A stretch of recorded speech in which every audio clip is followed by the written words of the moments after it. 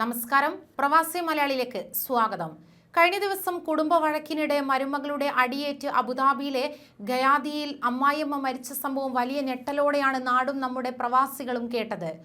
ആലുവ കുറ്റിക്കാട്ടുകര ഉദ്യോഗമണ്ഡൽ എടമുള സ്വദേശിനി റൂബി മുഹമ്മദാണ് ഇത്തരത്തിൽ ദാരുണമായി മരണപ്പെട്ടത്.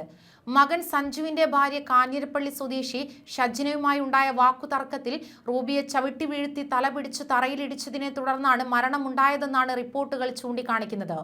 കഴിഞ്ഞ ദിവസം റൂബിയുടെ മൃതദേഹം നാട്ടിലെത്തിക്കുകയും ഖബറടക്കുകയും ചെയ്തു. ഇപ്പോഴിതാ റൂബിയുടെ മൃതദേഹം നടപടികൾ പൂർത്തീകരിച്ച് നാട്ടിലേക്ക് കയറ്റി അയച്ച അനുഭവം വേദനയോടെ പങ്കുവയ്ക്കുകയാണ് ദുബായിലെ സാമൂഹ്യ പ്രവർത്തകനായ അഷ്റഫ് താമരശ്ശേരി. ആ ഉമ്മയുടെ മുഖത്ത് നോക്കി നിന്നപ്പോൾ അറിയാതെ കണ്ണു നിറഞ്ഞു പോയെന്ന് അഷ്റഫ് താമരശ്ശേരി തന്റെ ഫേസ്ബുക്കിൽ കുറിക്കുകയുണ്ടായി. ഇനിയും എത്ര കാലം ഈ ദുനിയാവിൽ ജീവിക്കേണ്ട വ്യക്തിയായിരുന്നു. നിസ്സഹായനായി നിന്ന് പൊട്ടിക്കരയുന്ന മകൻ സജുവിനെ ഓർത്തപ്പോൾ ഹൃദയം വേദനിച്ചുവെന്നും അഷ്റഫ് ഫേസ്ബുക്കിൽ പങ്കുവച്ച കുറിപ്പിൽ പങ്കുവയ്ക്കുകയുണ്ടായി. ഫേസ്ബുക്ക് കുറിപ്പ് ഇങ്ങനെ: ഇന്നലെ അയച്ച മയ്യത്ത് കഴിഞ്ഞ ആഴ്ച മരുമകൾ ഷജ്നയുടെ അടിയേറ്റ് മരിച്ച റൂബി മുഹമ്മദിൻ്റെതായിരുന്നു. കുറച്ചുനേരം ആ ഉമ്മായുടെ മുഖത്ത് നോക്കി നിന്നപ്പോൾ അറിയാതെ കണ്ണ് നിറഞ്ഞുപോയി. ഇത്തരം സംഭവങ്ങൾ നടക്കുന്നത് പരിശുദ്ധ റമളാൻ മാസത്തിലാണെന്ന് ഓർക്കണം. മനുഷ്യനെ സ്നേഹിക്കാൻ പഠിപ്പിച്ചതും കുടുംബ ബന്ധങ്ങൾ കൂടുതൽ ഊഷ്മളതയോടെ കൊണ്ടുപോകേണ്ടതെന്നും ഓർമ്മപ്പെടുത്തുന്ന മാസം. മനസ്സും ശരീരവും കൊണ്ട് ലോകരക്ഷിതാവിന് ഇബാദത്ത് ചെയ്യേണ്ട മാസം.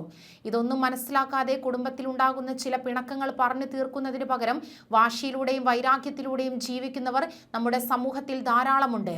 മുതിർന്നവർ കുടുംബത്തിൽ ഉണ്ടാക്കുന്നത് എത്രയോ നല്ലതാണ്. അവർ നമുക്ക് നഷ്ടപ്പെടുമ്പോഴാണ് അവരുടെ യഥാർത്ഥ വില തിരിച്ചറിയൂ. ഇന്നലെ ആ ഉമ്മായുടെ ചിരിച്ചുകൊണ്ട് കിടക്കുന്ന മുഖം കണ്ടപ്പോൾ അറിയാതെ മനസ്സ് വേദനിച്ചു പോയി. ഇനിയും എത്ര കാലം ഈ ദുനിയാവിൽ ജീവിക്കേണ്ടവർ. നിസ്സഹായനായി നിന്ന് പൊട്ടിക്കരയുന്ന മകൻ സജു. വല്ലാത്ത അവസ്ഥയാണ് സജുവിൻ്റേത്. തൻ്റെ പരലോക ജീവിതത്തിൽ സ്വർഗത്തിൻ്റെ അവകാശം തരേണ്ട സ്വന്തം ഉമ്മാനെ തൻ്റെ ജീവിതത്തിൻ്റെ ഒരു ഭാഗമായ ഭാര്യ തല്ലിക്കൊന്നു. എങ്ങനെ സഹിക്കുവാൻ കഴിയും ആ പൊന്നുമോന്? സമാധാനിപ്പിക്കാൻ വാക്കുകളെ പരതുകയായിരുന്നു ഞാൻ.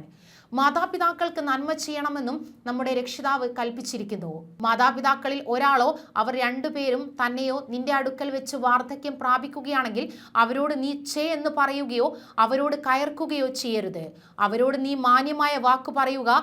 കാരുണ്യത്തോടു കൂടി എളിമയുടെ ചിറക് നീ അവർ ഇരുവർക്കും താഴ്ത്തി കൊടുക്കുകയും ചെയ്യുക. റബ്ബേ, ചെറുപ്പത്തിൽ ഇവർ ഇരുവരും നമ്മളെ പോറ്റി വളർത്തിയതുപോലെ ഇവരോട് നീ കരുണ കാണിക്കണമേ എന്ന് പറയുവാൻ പരിശുദ്ധ ഖുർആൻ നമ്മളോട് കർശനമായി പറഞ്ഞിരിക്കുന്നു.